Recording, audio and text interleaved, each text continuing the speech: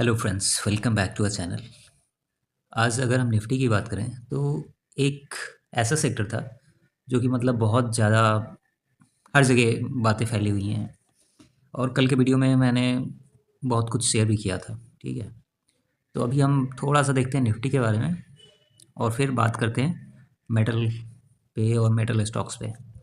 तो निफ्टी पे कल जैसे हमने बात की थी कि निफ्टी का जो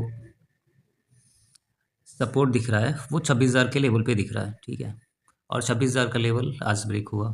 ठीक है, 26,100 के आसपास हाई था ऑलमोस्ट। आज का हाई 26,106 का और लो लगा है 25,920 का।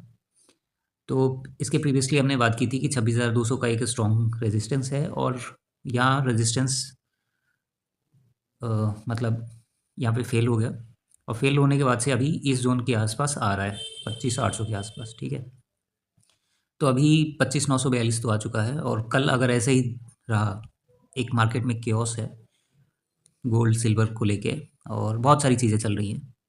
तो मुझे लगता है कि आने वाले टाइम में मतलब अगर ग्लोबल मार्केट भी देखें तो नेगेटिव ही है। तो मुझे लगता है कि इस वीक दो और आई मीन मतलब इस साल दो ट्रेडिंग सेशन बचे हुए हैं। ठीक है, कल का और परसों का दिन। तो मुझे लगता है कि आने वाले टाइम में मतलब हो सकता है कि इन 2 दिनों में जो 25,800 का रिसेंट मतलब प्रीवियसली सपोर्ट बना था, उसके आसपास आ जाएगा। तो अभी कुछ खास है नहीं, मतलब 25,800 का है और एक ही बार में 26,200 का। अगर कल की बात करें तो कल के लिए अपना जो सपोर्ट दिख रहा है वो दिख रहा है 15 टाइम फ्रेम पे। रुक जा भाई, रुक जा भाई, रुक जा। ठीक है, तो अभी 15 मिनट पे सपोर्ट देखें तो मैं इस लेवल पे थोड़ा सा देखूंगा सपोर्ट। वो है ये लेवल 25,900 का। ऑल दो यहाँ पे कुछ खास सपोर्ट नहीं है, मैं मतलब 15 मिनट टाइम फ्रेम पे बता रहा हूँ। कल अगर ओपनिंग इसके नीचे आ गई हो गई तो ये लेवल पक्का रिटेस्ट होने आएगा। ठीक है, बट अगर ओपनिंग इसके आसपास हुई मतलब 26,000 के आसपास, 26,040 के आसपास, 50 के आसपास, मतलब 26,000 के आसपास या 26,000 के ऊपर कहीं पे भी ओपनिंग हुई तो फिर ये सपोर्ट की तरह काम करेगा। बट डिपेंड करता है कि फर्स्ट हाफ में कैसे मार्केट रिएक्ट करता है।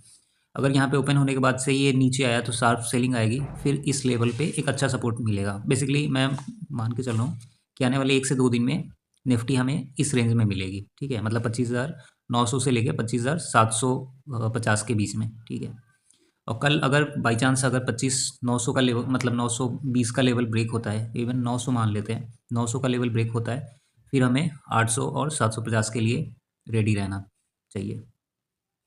अगर ऊपर कहीं पे भी 26,000 के आसपास ओपनिंग होती है तो फिर रेजिस्टेंस लेवल ये रहेगा 26,100। ठीक है, तो 26,100 का रेजिस्टेंस है और सपोर्ट जो है वो है अपना 25,750 का कल के लिए। तो अभी जो हॉट टॉपिक बना हुआ है मार्केट में वो ये बना हुआ है सिल्वर और गोल्ड का। अगर सिल्वर की बात करें तो सिल्वर का जो हाई लगा हुआ था वो ऑलमोस्ट 85 के आसपास था। ठीक है, और जो लो लगा हुआ है वो ऑलमोस्ट 72 के आसपास है। तो मतलब एक टाइम पे जब मार्केट ओपन हुई तो 10% ऊपर थी। ठीक है, और उसके बाद से जब क्लोजिंग हुई मतलब क्लोजिंग के अभी भी देखें तो ऑलमोस्ट 8-9% के आसपास नेगेटिव है। अगर हम डेली टाइम फ्रेम पे आरएसआई देखें तो 67 के आसपास आ चुका है, 67 68। एक टाइम पे ये 87 था डेली टाइम फ्रेम पे। मंथली पे अभी भी 90 है, 93 चला गया था। तो कल के वीडियो में मैंने बताया था कि मुझे लग रहा है कि मार्केट में मतलब सिल्वर में गोल्ड में करेक्शन आएगा और एक दिन में ऑलमोस्ट अगर डे हाई से बात करें तो ऑलमोस्ट 18 से 20% का करेक्शन है, जो कि मतलब ठीक ठाक है, इतना कम भी नहीं है और इतना ज़्यादा भी नहीं है। ठीक है, तो अगर हम देखें ये इसके पीछे देखो बहुत सारी थ्योरी चल रही हैं। एक तो सबसे बड़ी बात ये है कि जो चाइना है वो अकेले ऑलमोस्ट 60-65% के आसपास सिल्वर वर्ल्ड वाइड एक्सपोर्ट करता है। ठीक है, और उसने अपने यहाँ एक रेगुलेशन लगा दिया है कि अभी एक्सपोर्ट बंद कर दिया उसने, 1 जनवरी से बंद हो जाएंगे सारे।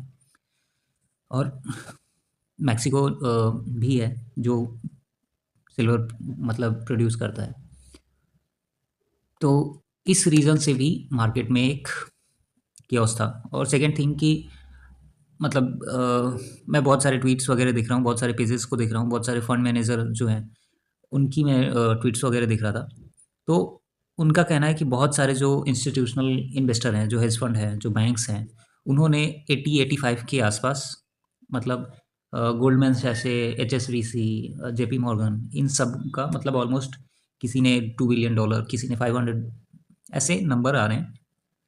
बट ये वेरीफाइड नहीं है, क्योंकि ये सारी चीज़ें ना वेरीफाइड नहीं होती हैं। तो कुछ लोगों का कहना है कि मतलब 80-85 के आसपास ना शॉर्ट पोजीशन बिल्ड की हुई है, इसी रीज़न से मार्केट में आज आया ये जो करेक्शन था।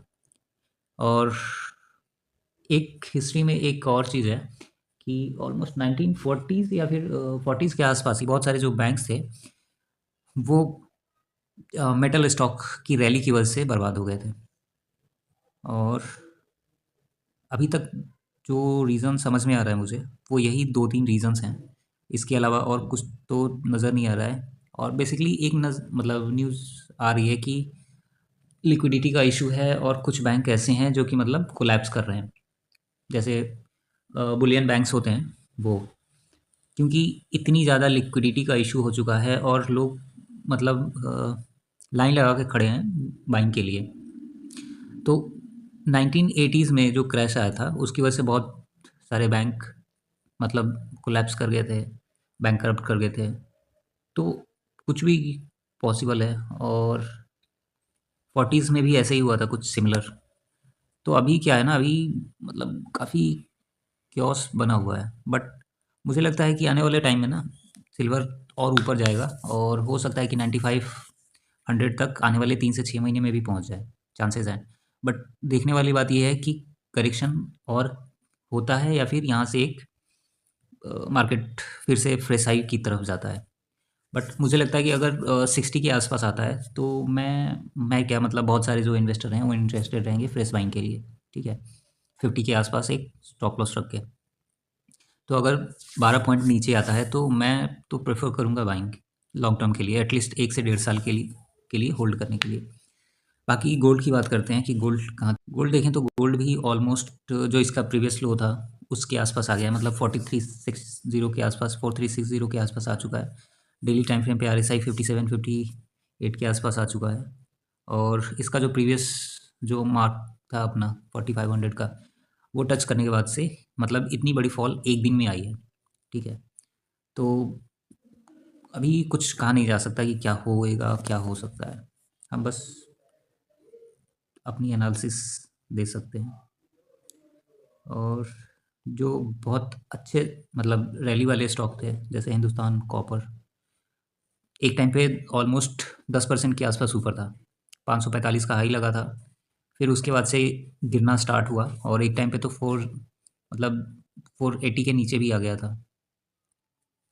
तो इसमें भी जो इसका 560 का टारगेट था वो हुआ नहीं, और फिर इसमें जो फॉल आया बहुत ही गंदा था। ठीक है, तो अभी देखने वाली बात ये होगी कि कल कैसे मार्केट रिएक्ट करता है, मेटल कैसे रिएक्ट करते हैं। इवन जो हिंदुस्तान जिंक था वो भी काफ़ी गिरा, 650 का लेवल टच करने के बाद से सीधा 618 पे आ गया। इवन अगर आपने सिल्वर का फ्यूचर देखा हो तो सिल्वर का जो फ्यूचर था एक टाइम पे 250 के आसपास चल रहा था।